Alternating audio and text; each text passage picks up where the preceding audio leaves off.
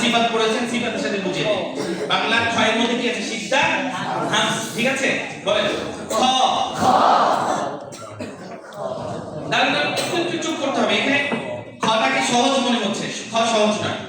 খ খ খ চোখ, মনোযোগ দিয়ে শুনতে হবে।